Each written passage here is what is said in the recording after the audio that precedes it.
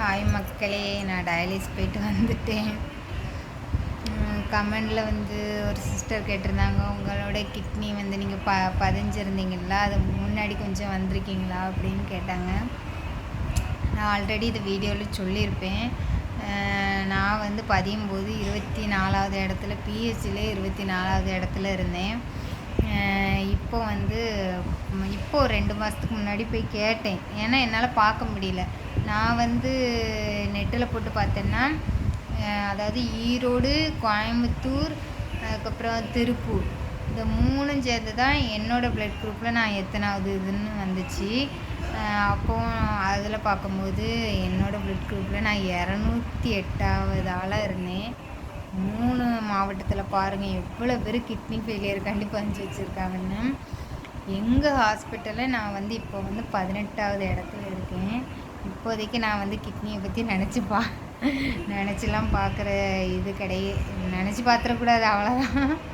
நம்ம வந்து டயாலிஸ்லேயே தான் ஒரு 7-8 வருஷம் போகிற மாதிரி இருக்கும்னு நினைக்கேன். அதுக்கப்புறம் தான் கிட்னி வந்தாலும் வரும். அதுக்கப்புறம் வந்து எங்கள் ஹாஸ்பிட்டலில் முன்னாடி கிட்னி வச்சவங்க சொல்லியிருக்காங்க, ஹாஸ்பிட்டலில் வந்து பணம் கட்டி வைப்பாங்களாம் பார்த்துக்கோங்க. இப்போ வந்து ஒரு கிட்னி ஆப்ரேஷனுக்கு நான் போய் கேட்கும்போது எங்கள் டாக்டர் சொன்னது, ஆப்ரேஷனுக்கு மட்டுமே 8 லட்சம் ஆகும். அதுக்கப்புறம் வந்து எக்ஸ்ட்ரா வந்து 1 மாதம் ஹாஸ்பிட்டலில் இருக்கிற மாதிரி ஆகும்.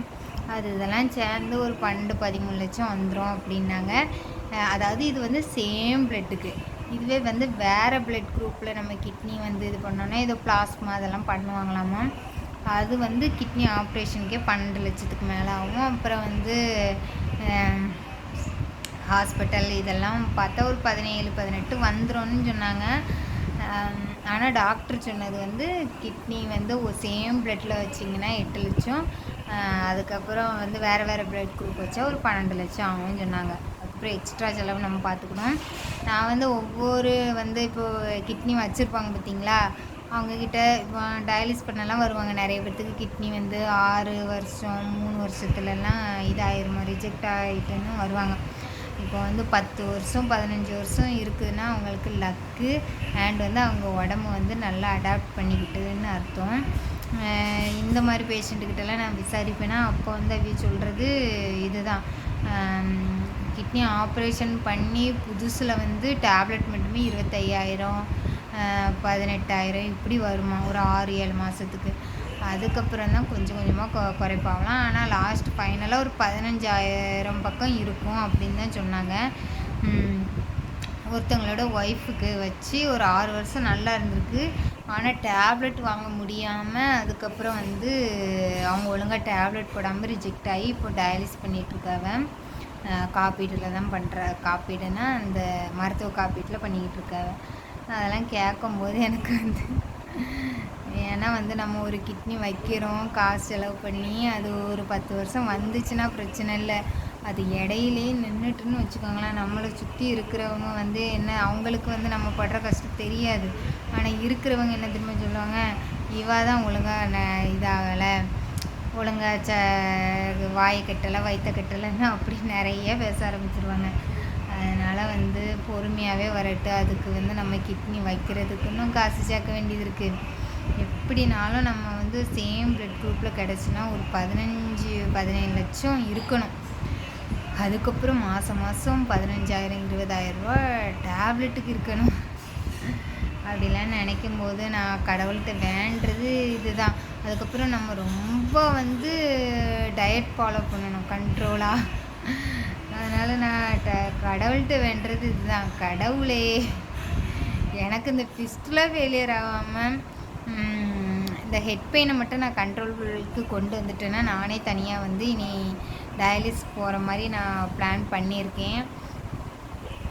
முடியலனாலும் டயாலிஸ் முடித்து அங்கே வெயிட்டிங் ஹால்லாம் நிறைய இருக்குது பார்த்துக்கோங்க எங்கள் ஹாஸ்பிட்டலில். அதில் எதுலையாவது ஒன்றில் போய் படுத்து எந்திரிச்சு நல்லா ஆனதுக்கப்புறம் கூட பொறுமையாக வீட்டுக்கு வரலான்னு முடிவு பண்ணிட்டேன். என்னை வந்து மேபி ஒரு 2-3 மாதம் தான் என் ஹஸ்பண்டை கூட்டிகிட்டு போவேன். அதுக்கப்புறம் வந்து நான் தான் தனியாக ட்ராவல் பண்ணி போகிற மாதிரி இருக்கேன். ஏன்னா எவ்வளோ நாள் வந்து நம்ம அடுத்த வேலையே இது பண்ணிகிட்டு இருக்க முடியும். நம்ம வந்து போய் பழகிக்கணும். அதனால் பார்த்துட்ருக்கேன் பார்த்துக்கோங்க. இப்போ கை கால் இழுக்கிறதெல்லாம் வந்து நான் வந்து கண்ட்ரோல் பண்ணிட்டேன். ஏன்னா நான் முன்னாடி வெயிட்டு ரொம்ப எடுத்ததுனால எனக்கு கை கால் இழுத்துட்டு கிடந்திருக்கு. இப்போ வந்து என்னோடய ட்ரை வெயிட்டு 44 ஃபிக்ஸ் பண்ணிட்டேன். 44, 43, 500 தான் நான் டயாலிஸ் முடிச்சுட்டு வரும்போது வெயிட் போடுவேன் பற்றியில் அதில் இருக்கேன். இனி வந்து தலைவலிக்கு இன்றைக்கி நர்ஸ் இனி திட்டுன்னு திட்டினாங்க. நல்லா உட்காந்து படம் கதையை கேட்டுக்கிட்டு செல்ல பார்த்துட்ருக்கேன். அப்புறம் எப்படி தலைவலி வராமல் இருக்கும்? கண்ணை மூடிட்டு உங்கள் பாட்டுக்கு படுத்து தூங்குங்க அப்படின்னு சொல்லி திட்டினாங்களா. அதனால் இனி வந்து நான் வந்து இந்த மாதிரி ட்ரை பண்ண போகிறேன்.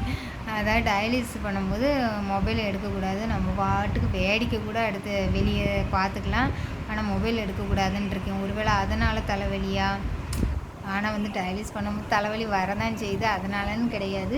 ஆனால் இந்த மாதிரிலாம் கண்ட்ரோல் பண்ணி ஒரு 2-3 மாதம், அதாவது பசங்களுக்கு ஸ்கூல் ஓப்பன் ஆனதுக்கப்புறம் நான் தான் போகணுன்னு இருக்கேன். என்னையை வந்து ஒரு திருப்பூர் புது பஸ் ஸ்டாண்டில் விட்டால் போதும். நான் அதுலேருந்து போகும்போது பஸ் ஏறி போயிட்டேன்னா வரும்போது பூண்டியில் இறங்கி அதுக்கப்புறம் என்னையை வந்து யாராவது ஒருத்தர் பிக்கப் பண்ண வந்தால் போதும். அப்படியும் வரலன்னா ஒரு பழசுக்கு எதுக்காவது ஸ்கூட்டி வாங்கி கொஞ்சம் பழகிக்கிடணும். இந்த ஸ்டாப்பில் போய் விட்டுட்டு அப்படியே எடுத்துகிட்டு வர மாதிரி எதையாவது பழகிக்கணும் மக்களே. ஆனால் வந்து என்னால் கோயம்புத்தூருக்குலாம் வந்து இப்போதைக்கு ஷிஃப்ட் ஆகிலாம் போக முடியாது. ஏன்னா என் குழந்தைங்க 2மே சின்ன பசங்களாக இருக்காங்க. அவங்களுக்கு வந்து நான் ஹாஸ்பிட்டல் போனாலும் ஒருத்தர் வந்து கவனிக்க தேவை. அது எங்கள் அம்மா அப்பா இருக்கிற இடத்து பக்கத்தில் தான் நான் வந்து வீட்டை பார்த்துட்டு இருக்கிற மாதிரி இருக்கும். அதனால் வந்து நான் தனியாக போய் பழகிக்கணுன்னு இருக்கேன். ஏன்னா நிறைய லேடிஸ் வந்து கோயம்புத்தூர்லேயே இருக்காங்க, தனியாக வர்றாங்க. ஒரு ஹேண்ட்பேக்கில் எல்லாமே வச்சுட்டு டீலேருந்து எல்லாமே வாங்கி வச்சுக்கிடுவாங்க. அதனால் நான் ஒரு சின்ன ஃப்ளாஸ்க் வாங்கணும் பார்த்துக்கோங்க. அதில் வந்து நான் அதை பீலமேட்டில் இறங்கி வரும்போதே அந்த அரவிந்த் மெஸ்ஸில் டீயை வாங்கிட்டு அதுக்கப்புறம் வந்து சாப்பாடு நான் எப்போதுமே டயாலிஸ் போகிறதுக்கு முன்னாடியே சாப்பிட்டுட்டு தான் போவேன். டயாலிஸ் அந்த 4 மணி நேரம் எதுவுமே சாப்பிட மாட்டேன். அட்லீஸ்ட் தலை வலிச்சிச்சின்னா டீயை வாங்கி வச்ச டீயை குடிக்கிற மாதிரி. ஏக்கா நீங்கள் டீ போட்டு கொண்டு போகலாங்களான்னு கேட்பேன். நம்ம போடுற டீயில் தலைவலியே கேட்க மாட்டேங்குது. அவங்க என்ன டீ தூள் யூஸ் பண்ணுறாங்க என்னன்னு தெரில. அதை குடித்து ஒரு 1/4 மணி நேரத்தில் எனக்கு வந்து தலைவலி போயிடும் பார்த்துக்கோங்க. அதனால் நான் வந்து இந்த மாதிரி ப்ரிப்பரேஷனில் இருக்கேன்.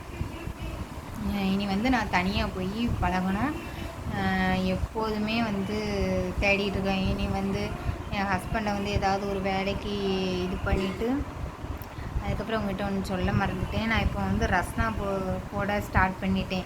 முன்னாடி ஒரு 5 மாதத்துக்கு முன்னாடி போட்டுட்ருந்தேன். அதுக்கப்புறம் இந்த பனிக்காலம் வெயில் காலங்கிற மழை காலங்கும்போது வந்து நான் ரஸ்னா போடுறத ஸ்டாப் பண்ணி வச்சுருந்தேன். இப்போ நேரத்தெல்லாம் வந்து ரஸ்னா போட்டு கொடுத்தேன். எங்கள் ஹஸ்பண்டு கொண்டு போய் கடையில் கொடுத்துட்டு வந்துடுவாங்க. நிறையெல்லாம் போட மாட்டேன். ஒரு நாளைக்கு ஒரு 100 பாக்கெட் போட்டால் எனக்கு டீ செலவுக்கு ஏதாவது சின்ன மாத்திரை இது வாங்குறதுக்கு எனக்கு யூஸ்ஃபுல்லாக இருக்கும்.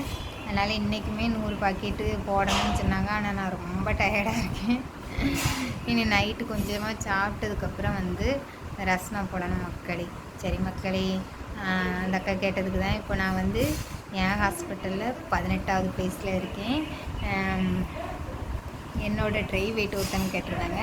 நான் வாரேன் 44 ஃபிக்ஸ் பண்ணியிருக்கேன். இனி வந்து கொஞ்சம் ரெஸ்ட் எடுத்துகிட்டு நான் வந்து ரஸ்னா போட போகிறேன் மக்களே.